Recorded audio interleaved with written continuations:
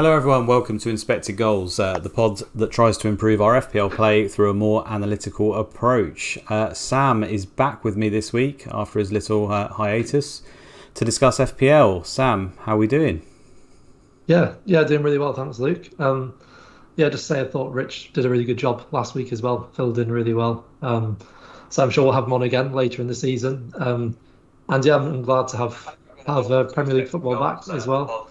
And had a decent first game week, which is good, similarly to you. And yeah, looking forward to probably being able to discuss FPL decisions for another game week. Absolutely. I'm glad just to sort of get over the line now. I think I talked about it in the lead up where just depending on where that cut-off point is, my team could have looked very different at all different stages. The very last thing that sort of came through for me anyway was the news that Perisic and Doherty were likely to be benched, and I had both of them in my team, so that kind of forced the last minute reshuffle. And I just went back to an older draft basically without them. I didn't have too much time to think about it because I was actually at work at the time, and it worked out pretty well. I know we're not going to discuss our teams too much on this pod. I think that was one of the general aims. Did you want to just explain a little bit around that? We will obviously touch on our scores a little bit though. Yeah, I guess we'll naturally mention a bit who we own as we have a conversation throughout the podcast, because we're going to touch on key decisions people are making at the moment, and it's likely we're going to be making some of those decisions because they're popular things people are discussing. But I guess we just don't want to go through our teams player by player just because it takes us quite a lot of time, and there's a danger then we end up just discussing conundrums and decisions that most people don't have, and it becomes really specific towards us. But I guess as a summary, I got 72 points, mate. How many did you get? Yeah, I got 79, which is I'm obviously over the moon with. I haven't always had the best of. I usually actually do pretty well at the beginning, but there has been seasons I've talked about in the past where I've just decided to not have Salah, for example, and that's just usually been catastrophic. But in the seasons where I have had Salah in my team, I've usually started fairly well in the first 3 game weeks, and yeah, it's been pretty well. It's pretty good, but it's obviously only 1 game week, isn't it? The main reason we don't want to talk for me anyway as well is just I think there's hundreds of podcasts and videos that people can do if they want to look at that, and like you say, it's very individualistic, so we want to focus on decisions and stuff. But yeah, 79 points. I think most teams are quite similar at this point, and we're going to discuss various points as we move on. So should we move on to our first sort of topic, Sam? Yeah, sure. I suppose something that'd be interesting to discuss first that I thought was just in general, what do we use to make decisions now? Because obviously later in the season, we're using a lot of data from the current season if all the teams have already played each other once. Mm-hmm. But I just think early in the season is quite an interesting time because we do have data from last season, which is all, in most cases, very relevant, and we want to use that to make decisions. But obviously, things do change within teams, and it's trying to work out, I guess, where that's relevant. So, like an obvious example now would be that Salah plays Crystal Palace on Monday night. Last season, Palace probably had the 5th or 6th best defence in the league, depending whether you look at goals conceded or XG conceded. Mm-hmm. The team seems to be quite similar to last. Well, I think their defence is exactly the same as last season, from what I remember. But does that mean they're going to be playing exactly the same this season? Do they still have a great defence? It's things like that where I think it's quite interesting. Yeah, it really is, and it's a very tough one, I think, for content creators in general this week, because obviously the general message across the board will be not to overreact to what you've seen in 1 week. It's also when you're looking at stats, I mean, how relevant is 90 minutes of stats? I think I've talked about that before. We could just take a random game week from last season, and if you were to base all your decisions on that, let's say I just took 22, for example, from last season and said, right, okay, tell me what your thoughts are, what your team was. I think it would look very, very different than what probably is the best team for that period. It's just quite important to bear that in mind. But at the same time, it is a new season. There are new coaches, there are new tactics, there are new players in certain positions. So I think more than any time now, when we don't really have that backing of more recent stats anyway, with the current setups, that watching the games is probably more useful. I suppose that's debatable, but I think that it can be quite useful. You just have to be very careful with those bias, right, and the overreactions. That's the really, really tricky part to blend in, I think. And obviously, that's where using last season's data, I think in general, is still pretty useful. I mean, we've got players like Salah, whose data's barely changed in 5 seasons, right? So do we have any reason to believe that it will change yet? No. I mean, it could do. But based off of one game, I wouldn't be jumping in expecting that definitely to happen, right? So that's one example from me, I think. Yeah, it's more interesting like that because obviously FPL is a game that's about players in a lot of senses rather than teams, particularly with attackers. That's where it's more obvious that we can use last season. I think with like Salah's the perfect example.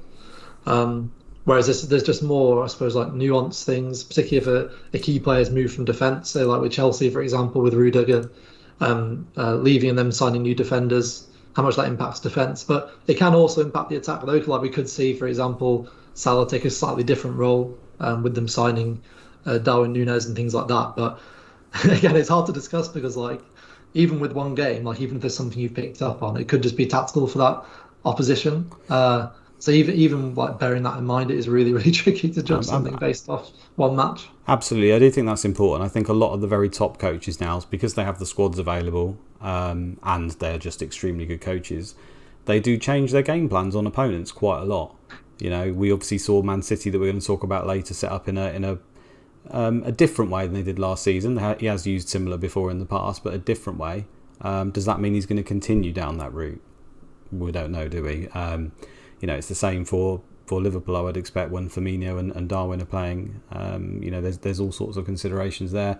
Spurs were excellent versus Southampton, but you know, I don't expect Conte to necessarily change the way he plays, but I would say it would be far more adventurous than say when he plays against Chelsea, right? That's basics. I think most people would know that, but I think it is evolving every single season. I think with the level of coaches we're getting, how much they can change the team given the matchup.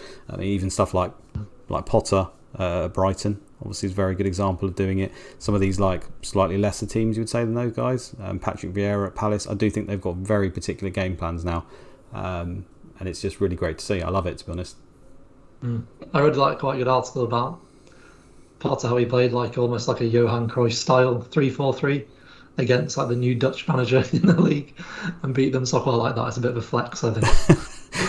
Yeah, literally walking onto the pitch, just showing the guns off. Good old Potter. Yeah, he's a legend. So that's it really for the general. I mean, I don't know what else to say on the general thoughts of the season.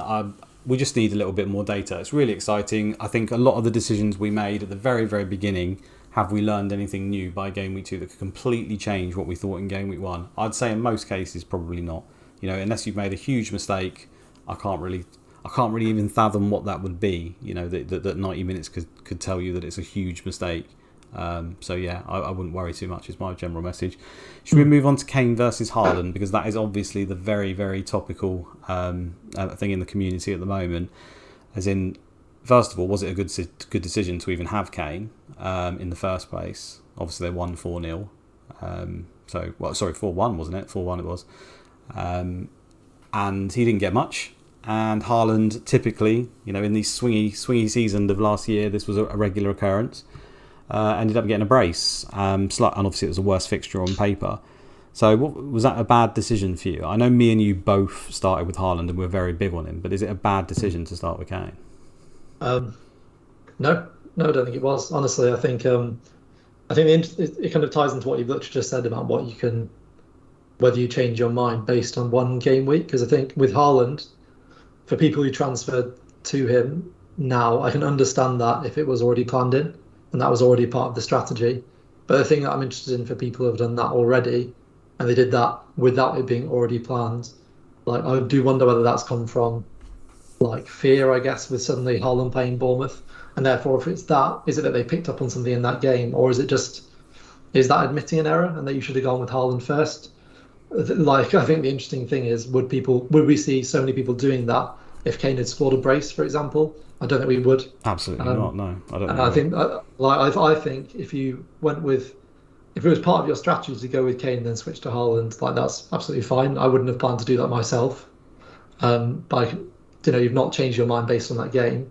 But I think if you plan to hold Kane, the right decision, well, in my opinion, the right thing to do is to hold him now, because again, like, Haaland's obviously a great option against Bournemouth, but you've got another great captain in Salah. Presumably you own him as well. And then straight after the that Bournemouth game for Haaland, Kane suddenly has great fixtures again. So yeah, I'm skeptical about people changing their mind based on that game because it's not like we. And again, here's the thing: it's not like we just knew that Haaland could do that anyway because of the amount of chances he got against Liverpool, although that was an indication. Like we knew it before he joined the league. We knew that just how ridiculously good he is at finishing.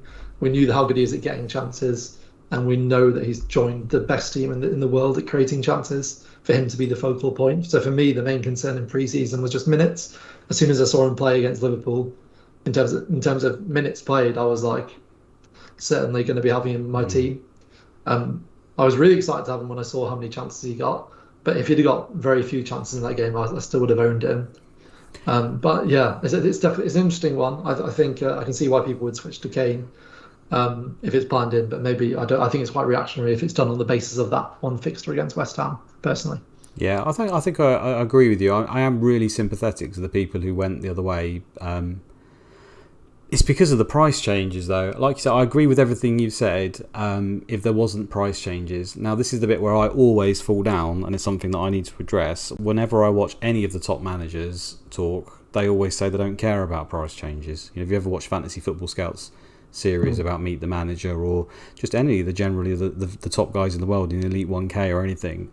I think the vast majority say they don't care about price changes. So that would agree with what you've said. I know if I had Kane, which is really hard for me to put me in myself in that place because I never even considered it, and I also think that's probably a bad decision by me just to not even consider Kane. I know it worked out that way, but like you say, it could have been the alternate. I didn't consider it at all.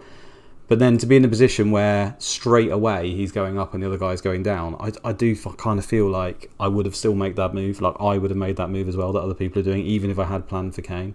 And this is the tricky balance, I think, between following the process and judging off of one game. Because can people argue it isn't off of one game? Was it literally they just needed to see the fact that he was going to play minutes and be able to score in the team? Like, is that a viable reason to say, you know, that's why I'm switching to him and now he's just going to destroy Bournemouth? Like, I genuinely don't know. I think it's a really tricky decision.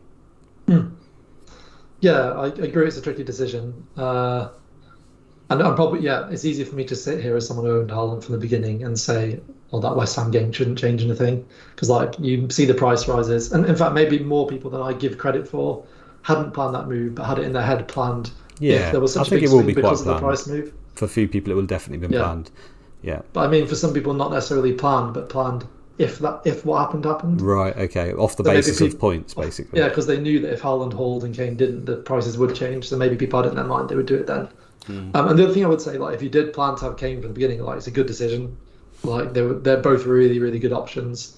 And like you said, a lot of people went for that. The reason was they thought that Spurs would smash Southampton, and they did. They won 4-0. Yeah.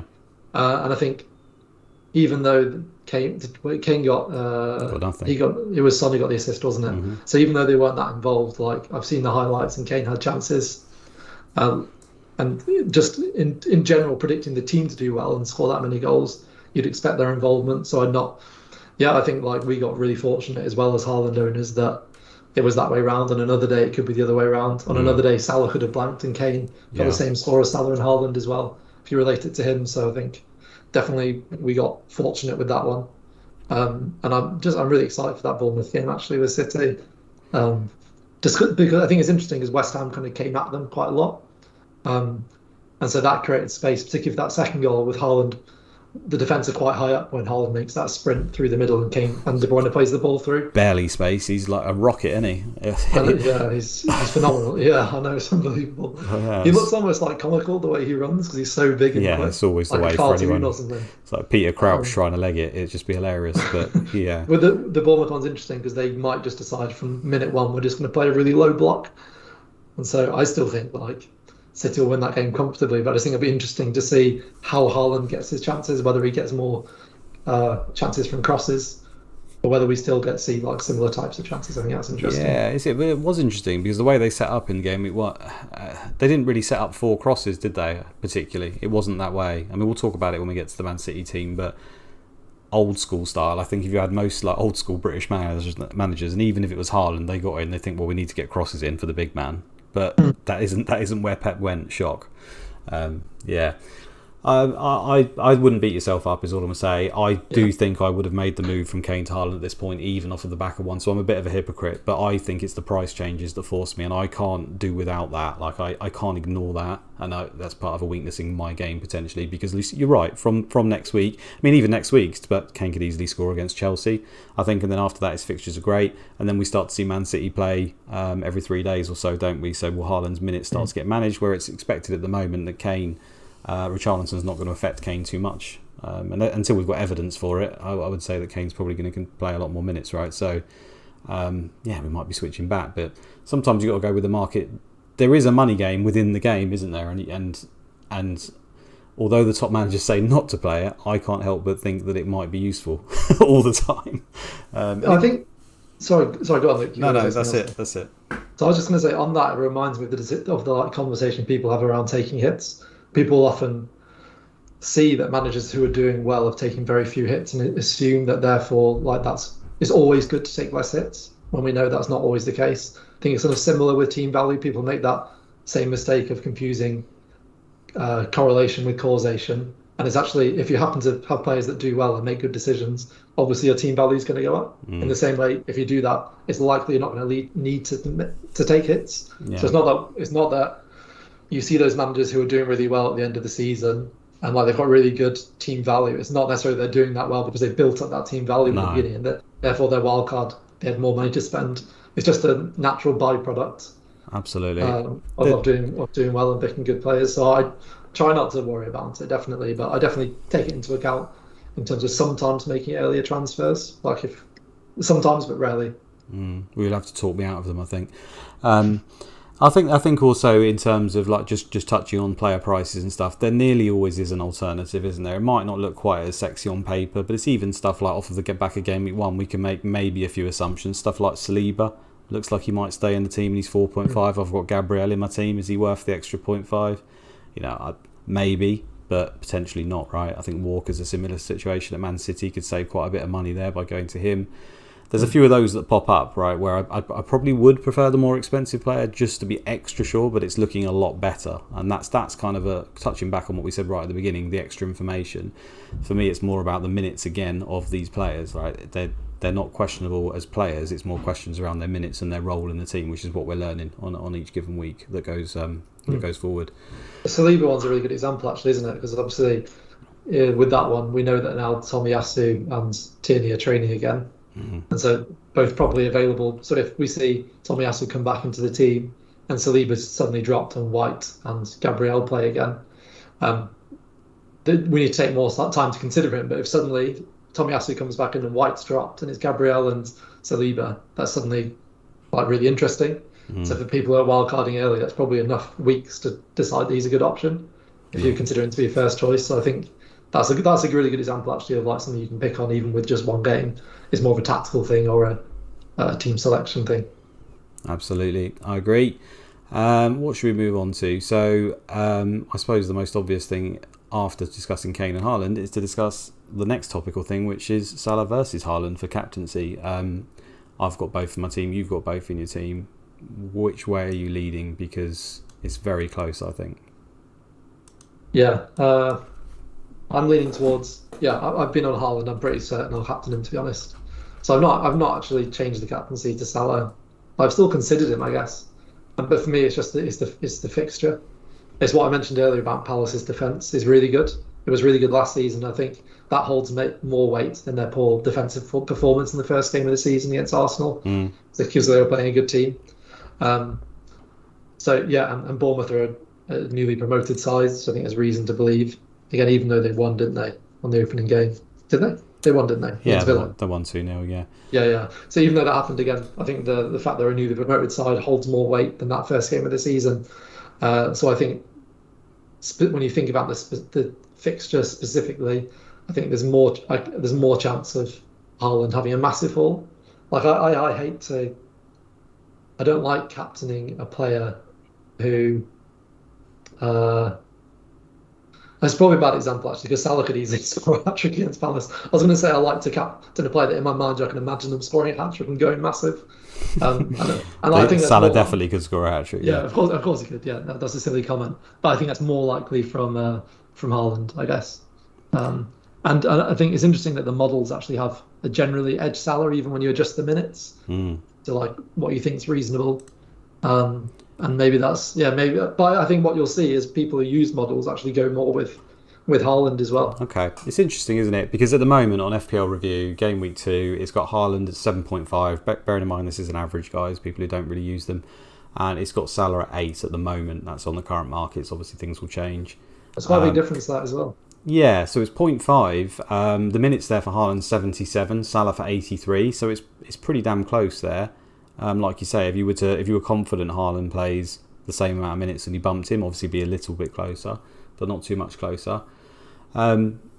Yeah, it's interesting, isn't it? Because instinctively, I would think Haaland as well. Like, I don't care that he scored 2 goals in game week 1. It's just the fixture, like you say. I think it's a much better fixture on paper, and that's why I would instinctively go there. But I think it's the Salah midfield position. The midfield position is just so powerful. You know, because it's an average. Obviously, if they're both blank, Salah's probably getting more points for a start because he's got a decent chance of a clean sheet there, I would say. You know, he's a lot more creative. Salah used to be pretty terrible on bonus. I think in the last year or so, even longer than that, he has become a bit of a creative force. So you do feel like 1 goal for Salah could lead to 2 bonus points, you know, potentially a clean sheet as well. Obviously gets the extra point for the goal. That's only 1 return where he can start racking up a decent number. I do feel with Haaland, if he was to score 1 goal, you can still see games where he just gets 6 points. He'll just get the 4 because there's so many players in that team that can get the bonus points. You know, he could easily win 1-0 Haaland. You know, he gets 6 points.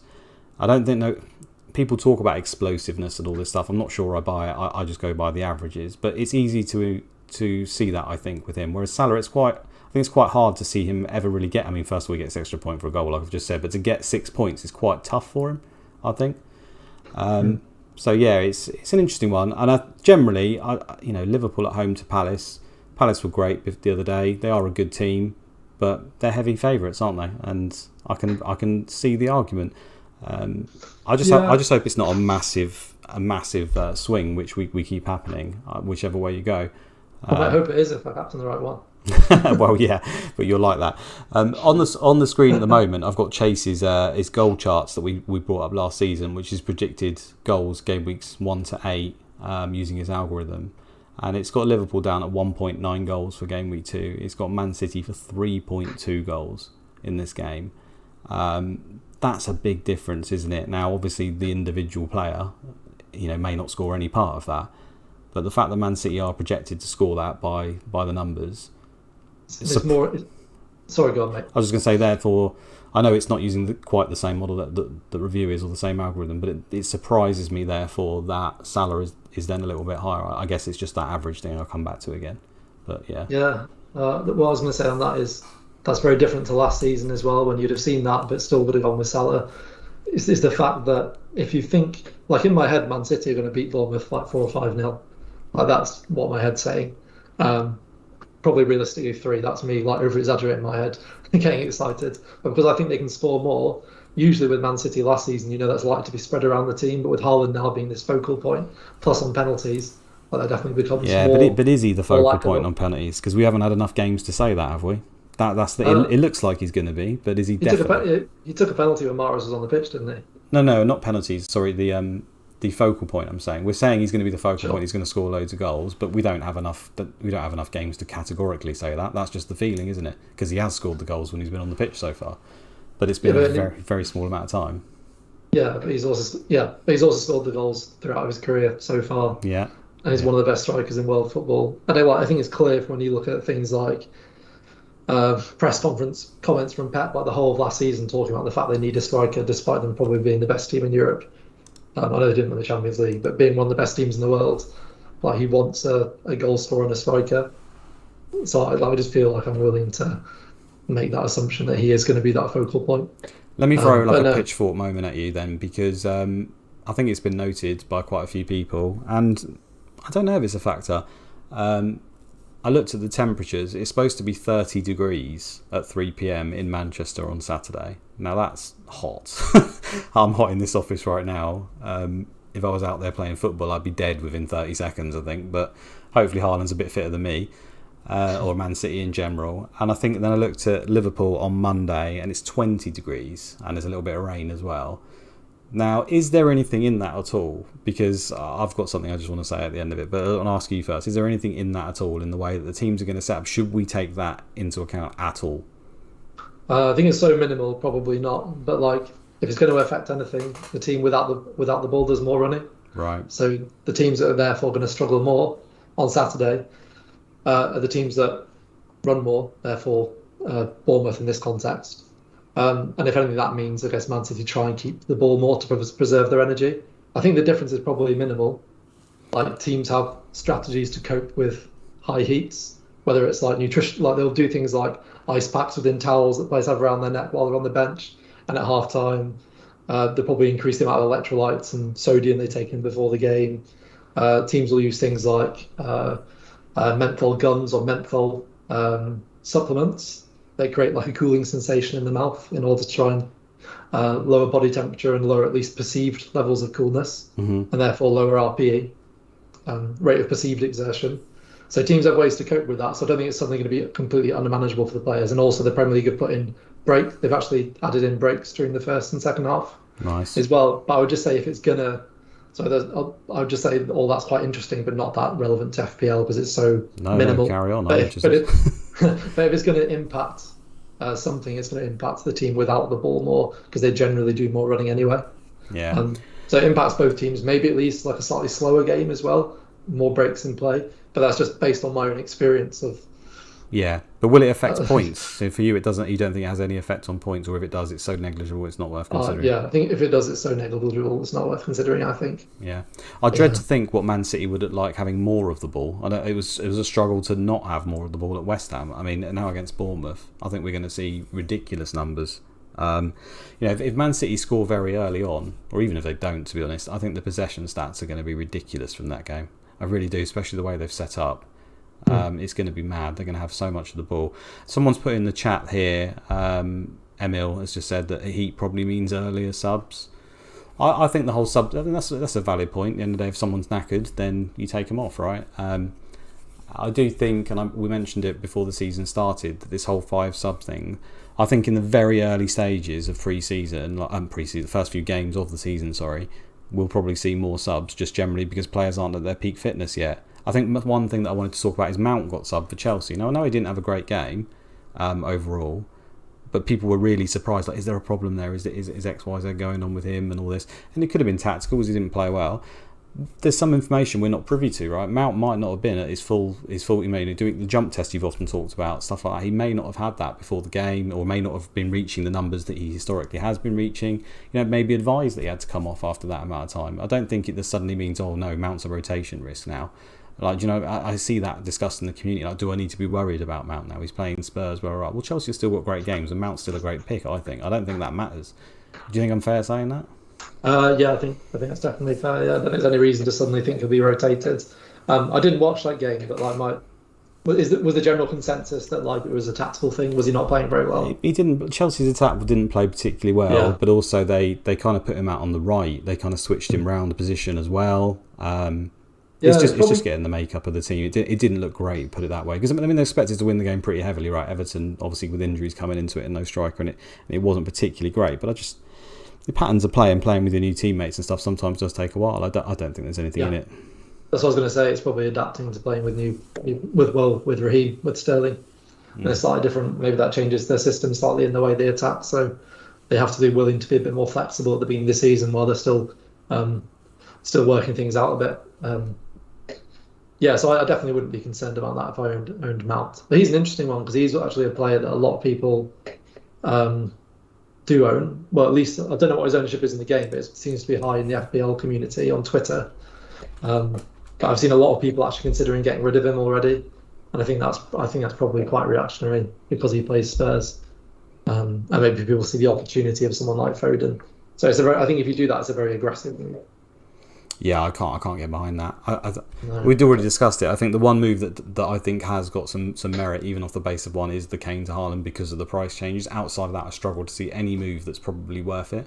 I think saving is the way to go this week if you can handle it. Unless you've just literally closed your eyes and picked your FPL team completely blind, which sometimes I could have been accused of. But unless you got Kante sat there as your main sort of your main player from midfield or something, then I think you should be good. Always picking on Kante, mate. Yeah, I know. It's just so much easy. I love him as well. He's such a good player. I do think that's strange though. Chelsea, it's like the way they're set up at the moment. Kante seems to get all the time and space. If you do go and watch that Everton game, and he's a great player, but I'm not quite sure why they've got Kante as almost the main playmaker in that team. He's box to box, he's everywhere. It looks like he's a wonderful. It's always been the way, but he's literally the man who is joining the attack all the time and trying to thread the balls through. I'm not sure that really should be what he's doing. I think they need to try and work on a better system to get a player more technically gifted in that role. I mean, even Gallagher himself, I think, who was obviously his kind of replacement, I think would be doing that slightly more attacking role better than him. I don't think it quite works, but who am I? Tuchel, he thinks it does, so he's probably right. Well, there's rumours that they're trying to steal De Jong, isn't there, from Barca, from Man United? Okay. Yeah. Or steal him from Man United. Well, so he doesn't belong to Man United, but it'd be kind of be amusing, wouldn't it, after all that fiasco, if he then just goes but to a different team. Yeah. And not sure. Yeah, anyway. But yeah, you mentioned Kante because he's a perfect example of a casual pick because people have heard of him, but he's not an FPL option. Yeah, someone in the chat saying he's playing there like a number 10. Yeah, that's what I thought. Yeah, Captain well, there Kante. You go. Heat maps, get the heat maps out. He's right up there, get him in. You take one thing from this pod, Captain Kante. He's definitely scoring against Spurs now. Okay, what are we going to discuss now? So this is a big one in the community. We don't want to go on about it because Black Box talks about it, but obviously Mark, he's my mate as well. He is the GOAT. He put out a tweet about optimal play. We just wanted to touch on it a bit. So do you want to explain a little bit around optimal? Because obviously we try to do an analytical podcast. We're not claiming to be big analytical guys. So we're nowhere near the level of some of these players. We're just trying to learn from them. But we've got our ideas of what that means. So what do you think there? Oh, mate, no, I completely agree. I was in a Spaces chat the other day with loads of guys on Twitter who are far more intelligent than me. I only understood every other sentence. But yeah, no, this is, I suppose, there's been a bit of a debate on Twitter in general about people who are interested in analytics using the word optimal and people not liking that because it's very objective. So people would say, oh, it's optimal to captain Salah this week, for example. And there's a very objective thing to say about something that people don't like that because it's kind of, maybe they feel like it's suggesting that there's one way to play the game. And I think the main thing to say is actually when it comes to, if people use that language and they're talking specifically about what a model is saying, just because they say it's optimal, they're talking according to the model. They're not saying, therefore, it's the wrong decision to go against it 100%. Because you'll see that otherwise everyone who uses FPL Review would have an identical team. So that's the first thing to say. I just think, but there are times when it is objective. So we've just talked about Kante. I hope everyone would agree it's objectively a bad decision this game week to buy Kante for -4 and captain him. But the line at which people who probably use analytics and models a bit more, where people draw the line as to what's objectively a bad decision and where isn't, is also slightly higher. So when people use it from a model's point of view, I think people get confused and think they're saying that's the only way you can do it. But also separate to that, in general, people who use analytics like us, who use model and stuff, are probably in general likely to have a smaller pool of players that we pick from, and maybe that can come across. I don't know, maybe as a bit. Yeah, you can't speak for every individual, can you? But even within the analytical community, there'll be people who will be willing to sacrifice nothing. EV is king, and they will not sacrifice it. Full stop. So it is not optimal to them to then drop even slightly below, and then you'll get people like us who will be more willing, and then you'll people sort of 0.1, 0.2. Like you say, there is a threshold, and it's not grouping everyone together. And when they say that word for me, they do mean basically as per review or the model. It's their yardstick. It's their thing to measure against, and I don't think. It's the word that people have a problem with, and I get that. But to me, it's better than just asking your mate down the pub. It's better than even me, texting Mark Southerns and saying, what do you think of my teammate? Because first of all, he's probably too busy. He probably doesn't give a shit. He probably looks at it and goes, yeah, what do you think? Yeah, that's a good idea. Because I know I do that to other people as well. I ain't got the time to research your team. And you don't want my advice anyway, to be honest with you. But also, it's like, he's just going to be more biased. He's going to have bias. He's going to try and gradually build it towards his team. That's what we do, and the model kind of just removes that for us, and it is our yardstick. That's the way I look at it. I go back to it, and then I try to apply my knowledge, what I can, if I have any. I have to be careful because every time I introduce my human interaction to it, I am putting some bias in there, but it's trying to limit that, right? Because I think we all have that. We all have it in some way, shape or form. I mean, I'm slagging off Kante, for example. Some people might think he's great. Yeah, yeah, and I think also like in my head, the way I think about optimal is, I would use it in the context of if I was talking about models, like to say this is what the model is saying. But I realize just in a general sense, the word optimal just means best. So if you say something's optimal, but people don't know you're kind of referring to a model, or that's not their assumption, they might think it's quite arrogant. Whereas I would also say, like, I would use it to talk about other parts of the game. Like, I would say it was not optimal to buy a player that you think. I would say if you buy a player you think is going to score less points than an alternative, I would say that's suboptimal, and it's not a good decision.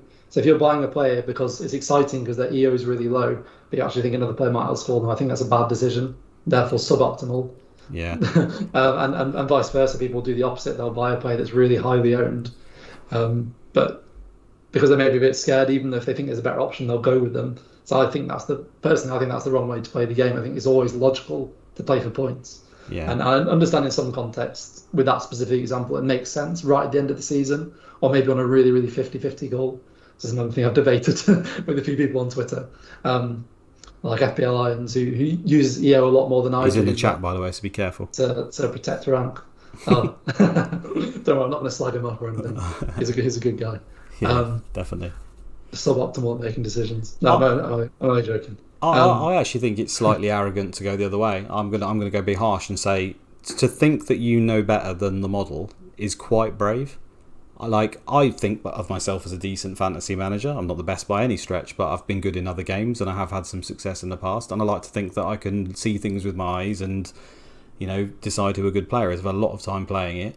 So therefore, would I still say that my decision making is better than a very, very well put together algorithm by someone far more intelligent than me that uses the markets and uses everything else and removes the bias from it? I have to be very arrogant, I think, to think that I definitely am better than that. Now I'll still try, believe me, because I obviously think a lot of myself because I don't go fully with it. But I think you can look at that slightly the other way in that area and just say, like, you have to be really confident in yourself to be sure that what you are seeing is what's happening. I mean, one test I think is if we ask everyone in this chat now, or me and you, to make a wildcard team, not look at stats or anything, make a wildcard team based on what you saw on Game Week 1, I guarantee your team is full of everyone who scored this week. I guarantee it happens. And it would be, I'd have Darwin up front, I'd have Haaland, I'd have Mitrovic, that'd probably be my front three straight away. They've all scored this week. Probably have Martinelli in midfield. Some of it wouldn't change from my team I've got now. But I guarantee most people in this chat are thinking about all the players who scored in Game Week 1. And if we run this experiment in Game Week 2, I bet there's more players that come to light. And that's why I think, just going off a slight tangent, we do need to wait for a little bit more information before we just jump straight to it. Yeah. But I think also, that's not the reality of the situation, is it? It's not us versus the model. It's whether you...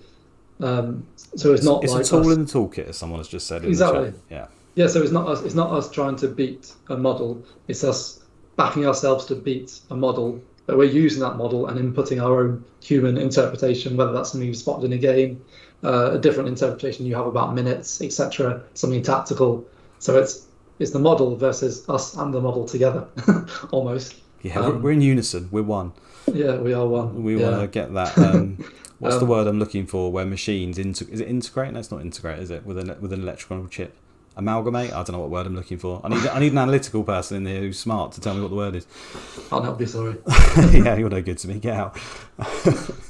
Right, I think we've done that for Def. How long have we been going? We've been going for 38 minutes. So that's a pretty good time. The next thing we've got down here is a Man City team. Should we talk about that? I mean, it's something I said I'd keep talking about. So happy for us to move on. Yeah, mate, you go for it. Okay. I'll ask you a few questions along the way, but yeah, this is your area definitely. Well, we'll see. I got 9 out of 11 this week, which was the same as virtually every predictor in the group. They didn't see Bernardo Silva drop in for Gundogan. That was the main change. What else happened?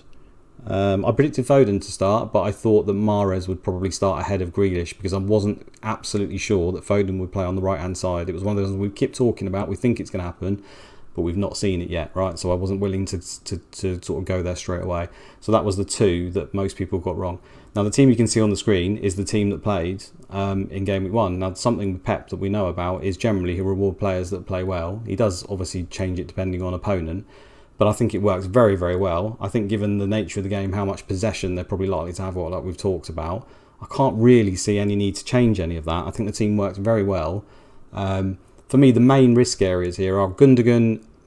Was it because Bernardo Silva and this link to Barcelona? It very well could be. We don't have the information. I will say that I think Bernardo Silva would probably come back in for Gundogan if all things are smoothed out, or it could just be he thought Gundogan suited this system better. I do think he is a better aggressive 8, so that'll be interesting to see, I think.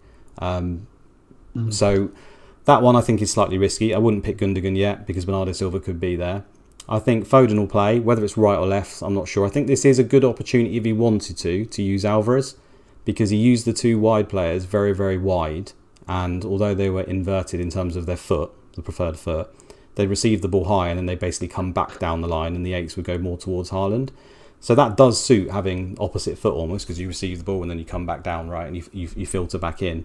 But if you wanted to try it out where Foden was on the left and Alvarez on the right and use proper width and go wide, against Bournemouth, that would be a good game to trial that. So I do think there is a chance of Grealish maybe dropping for Alvarez as a test, or just bringing Mahrez back in for Grealish.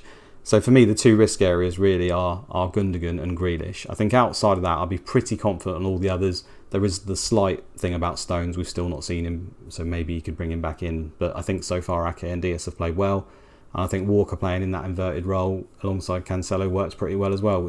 He has played that role quite a few times before, but often it's been tucked in as a 3 at the back, and he did the inverted role a little bit further forward, which again he has done in the past, but that worked out pretty well. So I don't see any reason for that to particularly change. I think I'd be fairly confident of hopefully 11, 10 out of 11 on Bernardo Silva is probably the main one, maybe one of the wingers, which is the usual story for Man City. But fairly confident on Foden. Anything to say? No, I guess if we expect to see Cancelo continuously playing on the left, how much does that impact how offensive he is? Because you do hear people say that he's more attacking, isn't he, at right back? He was really, really good everywhere he played last season. He did play the majority of last season at left back, so I don't think it makes too much of a difference. It's more to do with the partnership, I think. In this setup, he is basically in midfield, and his through balls are usually fantastic. Had a few long shots again, like he normally does. I think against Bournemouth, you're going to see him basically playing wherever he wants, I'd imagine. It'd be right up there. I think it'd be a very good game for him. I think ideally, if he was to play in the right side inverted and they were to sign a left back, that would still work better. As good as Kyle Walker was in this particular system, I feel like a better ball player would be ridiculous. And ironically, I think Zinchenko would have been perfect for this. If Zinchenko plays where Cancelo is now and Cancelo switched to Walker's side, that's almost like a cheat code. Like those guys just wouldn't lose the ball, which they probably won't anyway. But yeah, I think we're still a way off of that. I know they're still talking about left backs, and even if one was bought in, it looks like they're getting one on the lower end, so Walker should be safe. But I think I probably did Walker a bit of a disservice if he's playing this role. You can see obviously Cancelo and Walker kind of playing the same role. You've got Gundogan and De Bruyne. Obviously in those 2 partnerships there, one is far, far cheaper than the other, so it's something to look out for. I still think that Cancelo is still going to be worth the money in the end, because we've seen, similar to James, similar to just creative fullbacks basically, and he is far more creative than Walker, even in the same role, will generate those bonus points. Is it going to be 2 million's worth? I guess that is debatable, but for now I'm still happy to have him, just because of that left back issue and the fact that I think he will fire in a few goals or assists. I just do. Maybe I'm stupid, because that is a big saving. Yeah. Well, I suppose based on what you've said there's a question in the chat that just said, who's the best City mid if someone wants to bring one in this game week? I assume it's Foden, just based on what you've just said. Well, De Bruyne's the best to have. But he's obviously costs too much money. Foden's the best one to get. I think Gundogan could become it. If Bernardo Silva leaves, or he just prefers Gundogan in the aggressive 8, then we've seen what he can do in a similar situation before. I know previously had penalties, which he wouldn't have this time.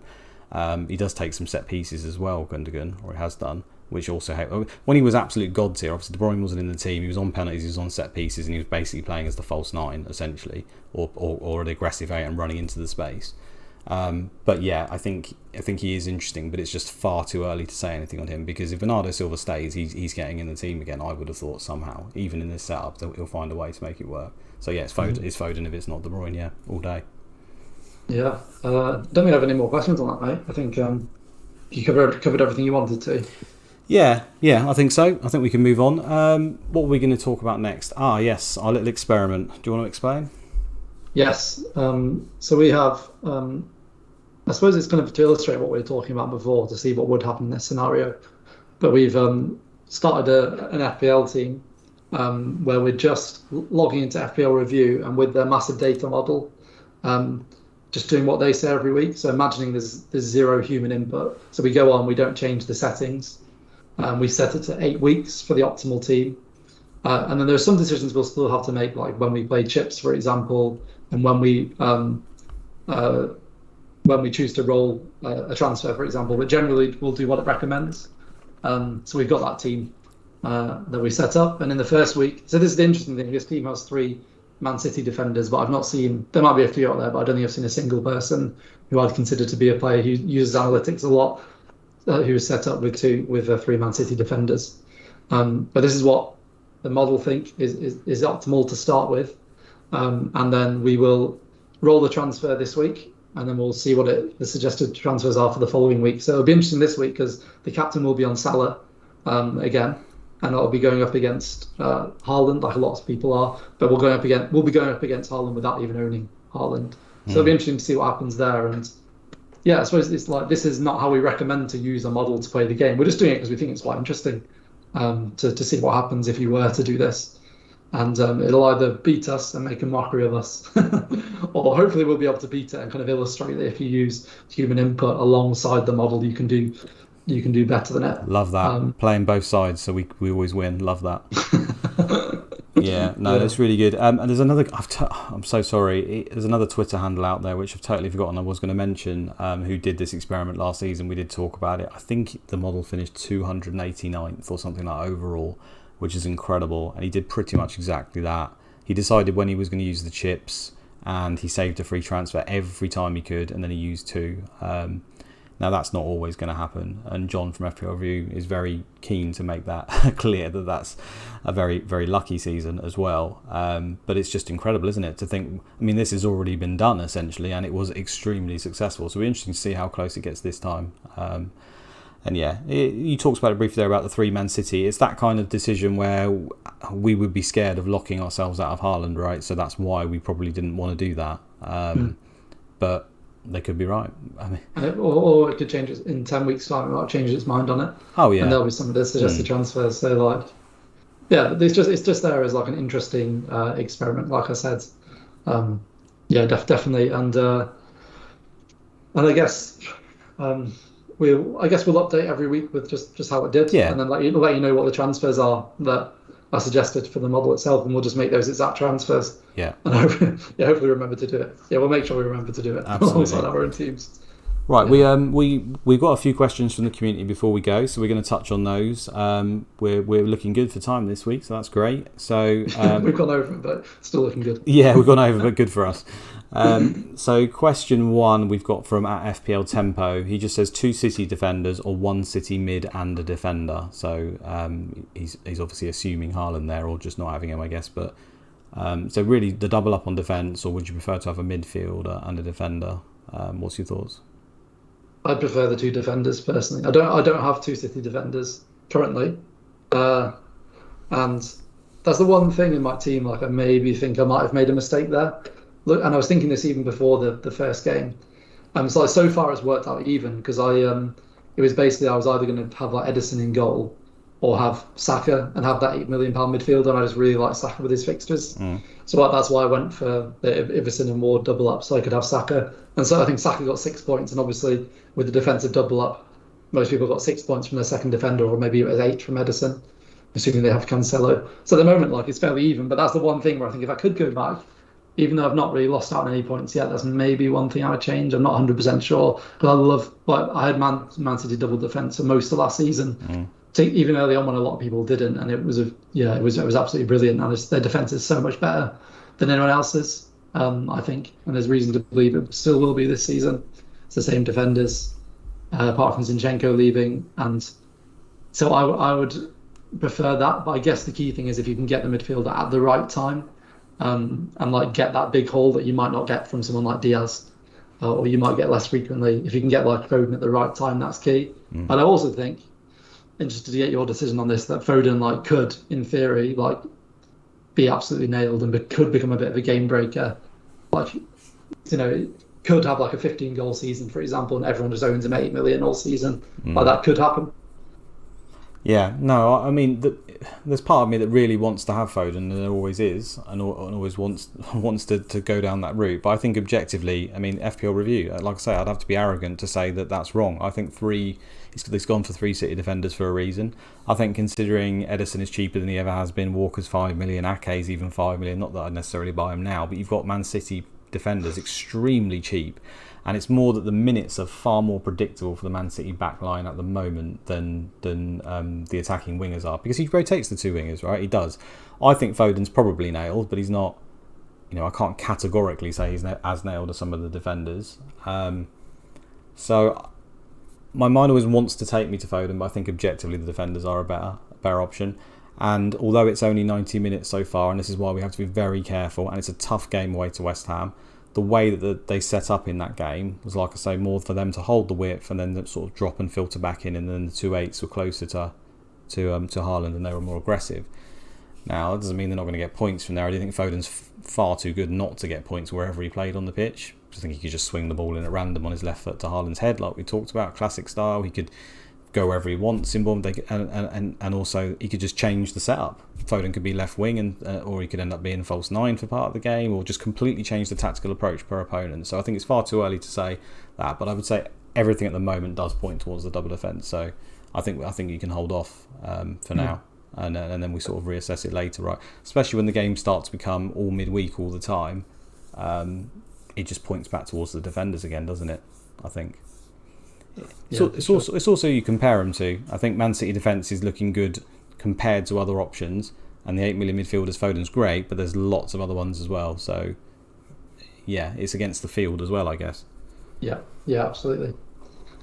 Should we go on to that third question now, Luke? Just because it's also Man City related. So this is from Emma, or on Twitter at Jump the Wave. Emma runs the what would you call it? I guess it's a competition, is it, between people who predict Chelsea and Man City lineups, but also their predictions are publicised and the averages are all shown. So you can use it to give you an idea of what team might play based on fans or people that spend their time predicting this, like yourself, Luke. So shout out to Emma for that. She's worth a follow. But she basically asked whether she thinks that Diaz is worth the money over Walker, plus having that extra one free to spend, which you touched on a little bit already.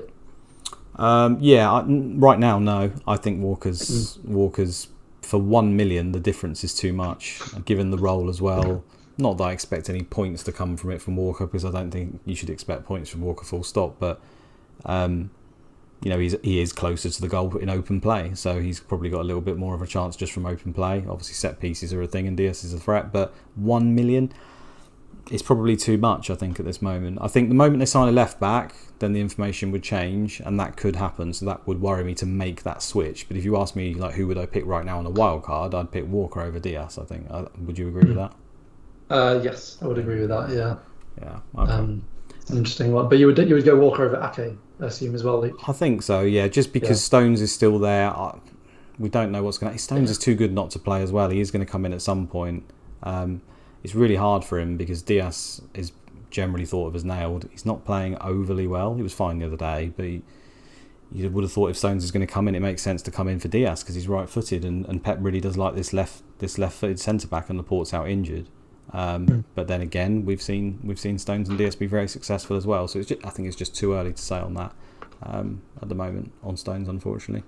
Her handle's at Jump the Wave, by the way. We said to follow her, but she does great predictions for all teams, community-led, and like I say, it's using people who have got pretty good knowledge of these kind of things, and it's trackable. Right. Yeah. I thought it was just Chelsea and City. Is she doing that with more teams? No, she's doing it with more teams. Yeah, she did it with Arsenal, and I think Arsenal was like every predictor had the lineup like bang on 100%. It's not quite the same. It's not quite as hard as Man City and Chelsea so far, but yeah, right. No, it's great. That's good to know. And then the last question was one player from game week 1 who we think can break the template. That was from Nahal. I guess from game week 1, I presume it means like a player who's returned in game week 1. I suppose, or just someone you've watched. I guess based on game week 1. Yeah. Yeah. Oh, you go first. Have you got someone in mind already? I know the obvious one. The obvious one's Nunes, isn't it? Yeah, the obvious But one. I disagree with that. I was waiting for you to say that. So. All right, I'll say that then. I'll say that. Yeah, I think when he says break the template, I think he fits that category simply because most people will have triple Liverpool. So he breaks the template in terms of if you do want to get him, you have to get rid of one of the others. And therefore you have to rearrange your team for most people, involving hits, everything. So that literally will break the way most teams are set up. The stats are fantastic, everything. Yeah, I'll leave you to give you the negatives on it because there are some negatives for it for me as well, but I'm assuming you're going to say them. So Yeah, well, he's not started. Firstly, he's not started a game yet, I knew you were going including the Community Shield, and like maybe he'll start this weekend. But Jota is back from injury soon as well, so I just think it's the minutes thing for me. I would maybe he'll break the template long term, but I just think I definitely wouldn't consider jumping onto him expecting that now, and because we know how reliable Robertson is, and the fact that Diaz seems to be just like a direct replacement for Mane. I don't think he's going to break the template. But a lot of people are very keen on him, and I think he's an absolutely brilliant player from what I've seen of him so far, anyway, and from what we saw of him last season from the games in the Champions League. So that's why I disagree with that. I think I wonder if it's like an awkwardly priced striker, because people aren't going to want to lose Haaland, and I doubt people want to lose Jesus anytime soon. But if, for example, Bamford, who could easily have... Did he get an assist in game week 1 or a goal? I can't remember. I watched the highlights. He could easily... Bamford, he got an assist, yeah. Yeah, he could easily have had another return. He had a really good header saved. Bamford's an interesting one, or like Mitrovic, Tony maybe. I think one of those starts to do really well. Just because, again, break the template because it's an awkward price. You'll have to sacrifice elsewhere, presuming people aren't keen on losing Jesus and Haaland yet, because suddenly people are completely changing formation, because very few people are playing 4-3-3, or playing 3 up front, basically. So yeah, I guess I better pick one and not be indecisive. I'll go with Patrick Bamford. Okay, yeah, he was my daily pick, wasn't he, from last week with Sam? I said I do actually like Bamford quite a lot. If we can bank on his minutes, which is looking good, then he is definitely an under the radar pick. Yeah, and he was so. How many did he score? About 15 in the season before last, and then last season he was injured. More. I think it might have been 17 or something. Someone will have to remind me. Yeah. That is very good. Still not sure about the penalties thing with Rodrigo, but still, he's looking good. Oh yeah, I remember last season there was a game where, again, Bamford wasn't playing, but it was I owned Rafinha for a lot last season, but there was a game where I just didn't own him, and he was really highly owned, and then in stoppage time Leeds won a penalty and he just took it, and it was absolutely out of nowhere. It was when I think Click and Rodrigo were on the pitch. Oh, and I was being absolutely devastated. It was 93rd minute or something, and then he scored 3 penalties in the next 5 games or something. Yeah. Just on that note, when Haaland stepped up for the penalty, was your heart in your mouth? It doesn't look like it's ever in doubt, but every time I've got a player, I always think the worst is going to happen. I thought he was just going to miss it, because considering he missed all those chances in the Community Shield, right, and people were already giving him some grief, and then you think, it's just set up now for them not to score in this game and miss a penalty. Literally set up to the point where people can start calling him crap again. I think I would actually have preferred that, because then no one would have transferred him in. I could keep him to myself. Is that wrong to think that, or should I just take the points and run? I was actually listening on the radio. I was driving at the time, and but I was thinking that, but I think that every single time one of my players has a penalty, so it's nothing new. Yeah, just natural pessimists we are as FPL players, I think. Yeah, there's one week where a few seasons, it's just the swing can be so huge as well. If the keeper is really highly owned on the other team and you don't have them, that's the worst. I remember one year where I had Vardy and loads of people owned Pope, and Vardy had a penalty, and Pope saved it, and the swing was so massive because Vardy went from going to get 3 bonus, going to have the points for scoring the goal, to suddenly points lost for a missed penalty, lost all the bonus, and then Pope, who I don't even own, has now got a clean sheet plus the penalty save. The swing was brutal.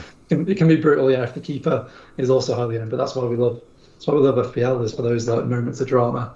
Or you can't really beat when your player misses a penalty, then it's retaken, and then they score it. That's a glorious feeling as well. The relief. Yeah, I can think of not owning Salah and then him having a penalty and then him missing it, but then him having to retake it and score it. I was so angry, but angry at myself for not having Salah, I think, more than anything. Yeah. No, we love it. We really do. Okay, I think that's it for today, guys. I hope you enjoyed that. we're not actually here next week because we're both on holiday. We've decided to just leave you and abandon you. I'm going to Greece. Sam, where are you going? North Wales. Okay, not Yeah. I don't want to rub that in at all, but enjoy Wales. I'm sure it'll be lovely. I'm going to some random hotel that hasn't been open for 2 years because of COVID, so I'm just chancing my arm that they've actually done something to improve it in the last 2 years, because reading the reviews this morning, I'm not particularly optimistic anymore.